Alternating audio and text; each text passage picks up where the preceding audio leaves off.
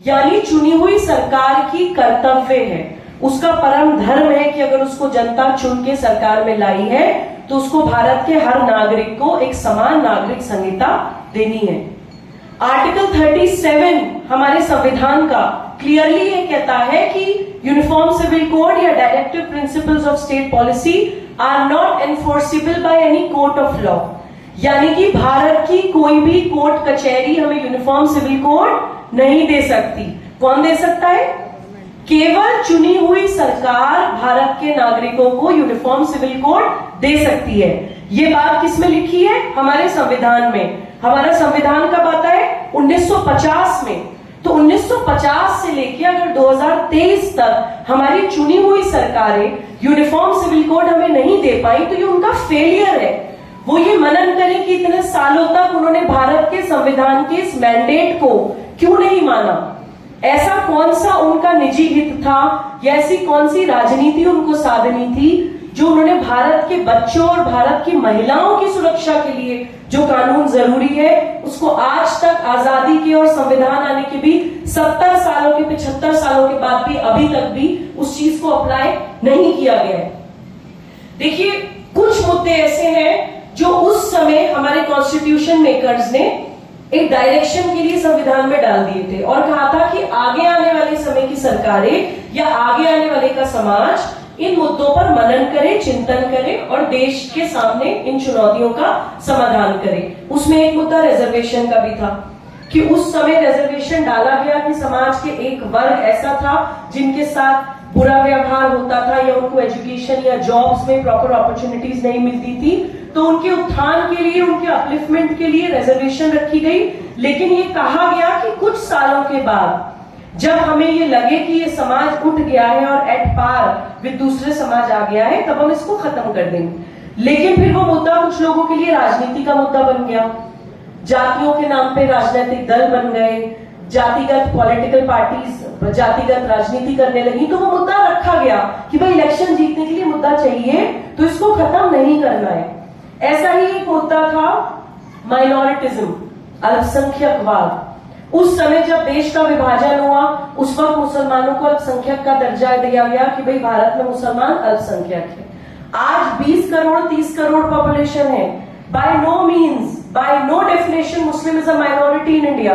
किसी भी international convention, किसी भी परिभाषा के हिसाब से 20-30 करोड़ लोग माइनॉरिटी नहीं होते।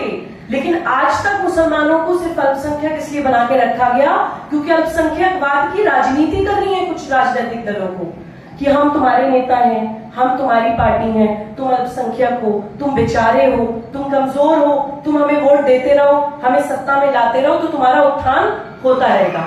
ये और बात है कि वोट भी मिलता रहता है, सत्ता में भी आते रहते हैं, लेकिन वो बेचारे अल्पसंख्यक ही रहते हैं। उनका कोई उत्थान नहीं होता, उनको कोई एजुकेशन, जॉब्स या उनके जनरल कैरेक्टर बिल्डिंग में, पर्सनालिटी डेवलपमेंट में कोई ग्रोथ नहीं होती।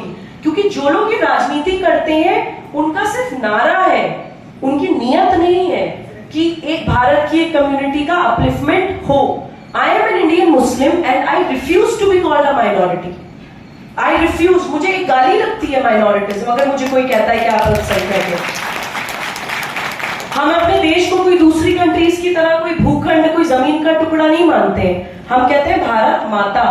तो क्या माँ बाप के लिए कोई बच्चा अल्पसंख्यक होता है? मैं अपने माँ बाप की इकलौती बेटी हूँ, मेरे 2 भाई हैं, तो क्या मैं अपने ही घर में अपने माता पिता के लिए अल्पसंख्यक हो गई?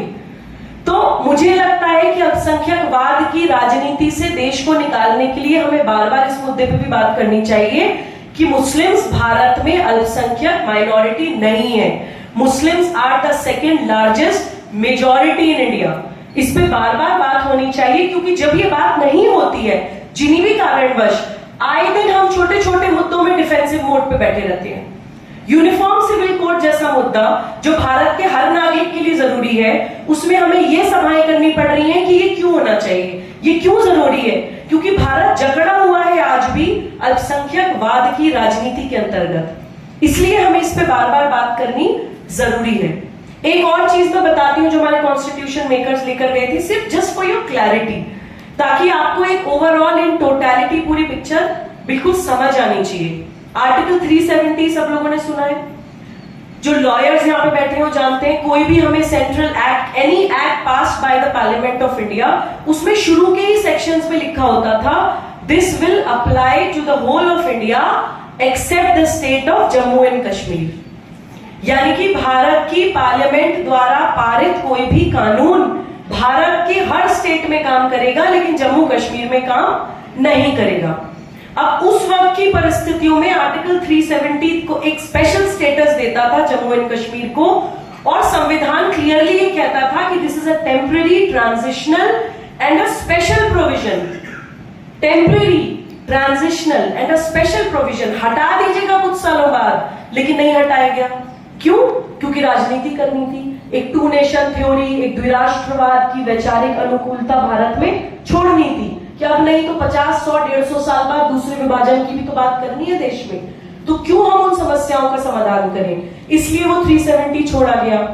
तो इस तरह के बहुत सारे मुद्दे ऐसे हैं जो हमारे संविधान में इनकम्प्लीट पड़े हुए हैं, चाहे वो आज की सरकारें करें, चाहे वो आगे आने वाले समय की सरकारें करें। मुद्दा यहाँ पे सरकार नहीं है, मुद्दा यहाँ पे ये है कि हमारे कॉन्स्टिट्यूशन मेकर्स उस बात को कहकर गए हैं कि भारत के भविष्य के लिए ये चीजें होनी चाहिए।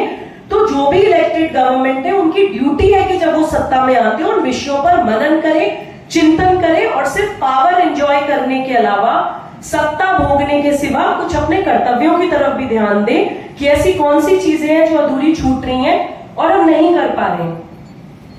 देखिए, एक उदाहरण मैं आपको और देती हूं कि क्यों यूनिफॉर्म सिविल कोड जरूरी है। मैंने आपको बताया कि कुछ राजनीतिक दलों के लिए ये मुद्दा है अल्पसंख्यकवाद की राजनीति करने के लिए। एक और कारण है, इस्लाम को पूरे विश्व में नॉट जस्ट इन इंडिया, एक पॉलिटिकल आइडियोलॉजी, इस्लामिक स्टेट बनाने के लिए इस्तेमाल किया जा रहा है। हमें क्या बताया जाता है कि जब कोई बच्चा पैदा होता है तो क्या कहा जाता है कि वो भगवान का रूप है, परमेश्वर है। हमें वेदों में क्या सिखाया जाता है? अहम ब्रह्मास्मि तत्त्वमसि, यानी हर आत्मा के अंदर वो परमात्मा का एक कण विराजमान है। तो किसी बच्चे को पैदा होते ही तो आतंकवादी बना नहीं सकते। आतंकवादी बनाने की पूरी एक स्टेज होती है। किसी भी बच्चे को, अगर आपको कभी आपका फ्यूचर इंटेंशन है कि आपको टेररिस्ट बनाना है या समाज से तोड़ना है, तो सबसे पहले आपको उसको अलगाववादी बनाना होगा। तुम्हारा पहनना ओढ़ना अलग है, तुम्हारी भाषा अलग है, तुम्हारा खान पान अलग है, तुम्हारी शिक्षा अलग है, तुम्हारे कानून अलग है, तुम्हारी न्याय प्रणाली अलग है, तुम्हारी अर्थव्यवस्था, इवन इकोनॉमी अलग है।